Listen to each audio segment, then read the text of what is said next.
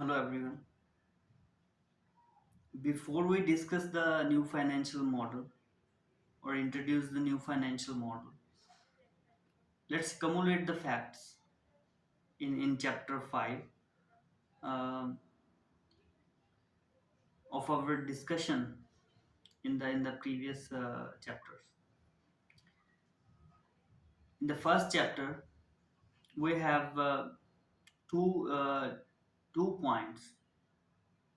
The first is a question: uh, Are the free markets efficient, self-regulating, sustainable,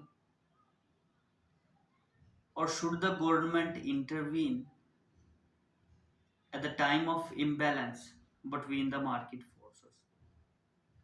And the second point was the uh, uh, an essence that in the long run it is technology that determines the economic growth, and in the short run it is aggregate demand which determines the uh, economic growth in the economic unit. And the end goal was the welfare of humans, and the end goal is welfare of humans basically. From the second part, from the second chapter, when an economic slump comes, how to increase the aggregate demand in short run to come out of low growth period and bring the economic growth back. So we had two options available to increase the aggregate demand in the short run, considering the global economic crisis. First is to lower the interest rates and use the unconventional monetary policy, quantitative easing. And the second option was the fiscal policy, the government spending. Authorities should use the, and we had concluded that authorities should use the fiscal policy or the government spending as a last resort. It should use the first option to decrease the interest rates, and it should use the new financial tool which will actually promotes the consumption and investment activity in the economy. In the chapter third,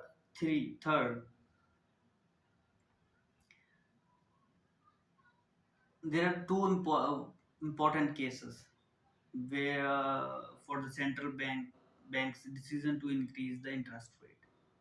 In the first case, the authorities are willing to sacrifice the growth due to demand side inflation, but not in the second case.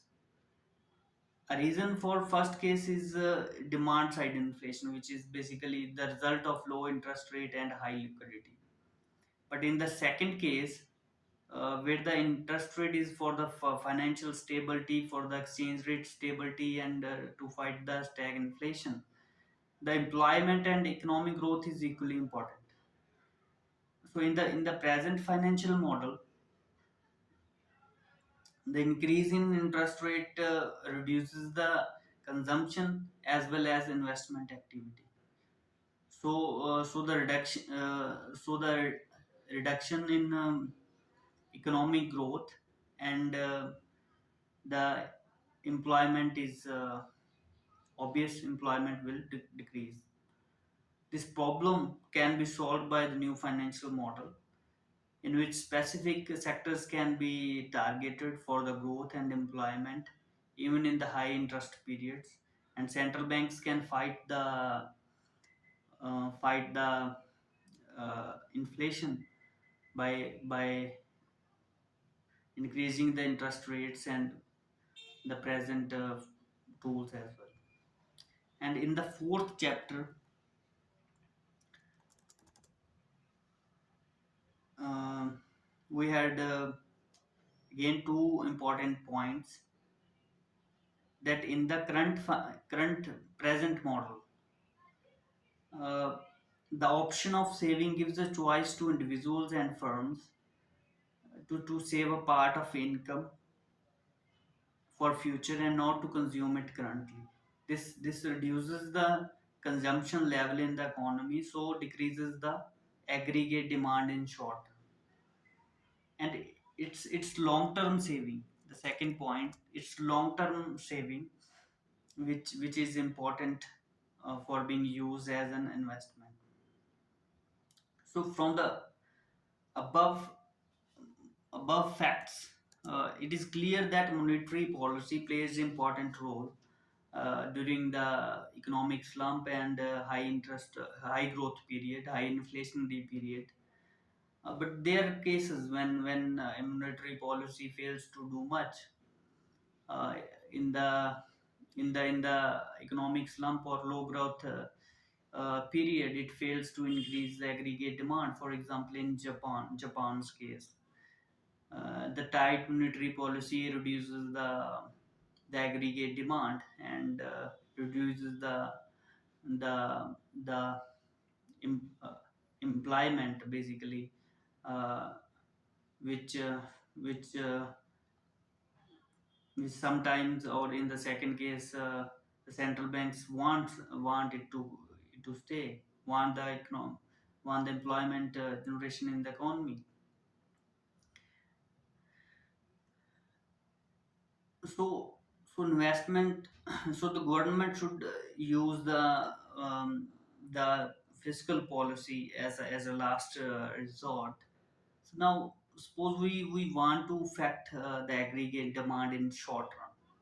Suppose we want to affect the aggregate demand in short run, and current tools are not working. Interest rate is low, zero, and quantitative easing is also not working.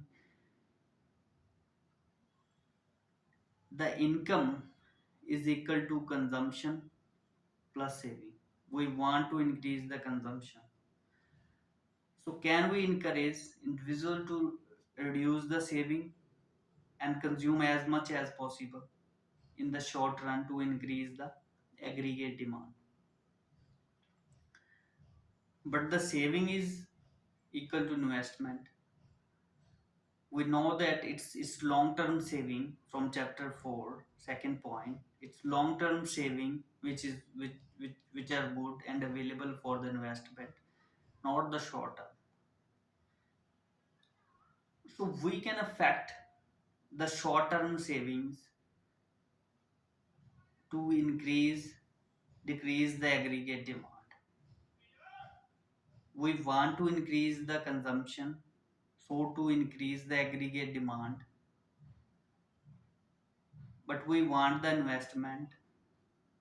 And long term saving is is uh, is important for the investment, not the short term. So we can reduce the short term saving and want that part of saving to be consumed to increase the aggregate demand. So this is what we are going to do in the new financial model. In the new financial model, we will affect the short term savings and encourage individuals and firms to save less in the short run and focus on the consumption. So in we will decrease the aggregate demand in short run. So really, in the you know I'm excited to introduce the new financial model. And in the next video, in the next chapter, we are going to introduce the new financial model, new financial tool with you. Thanks a lot.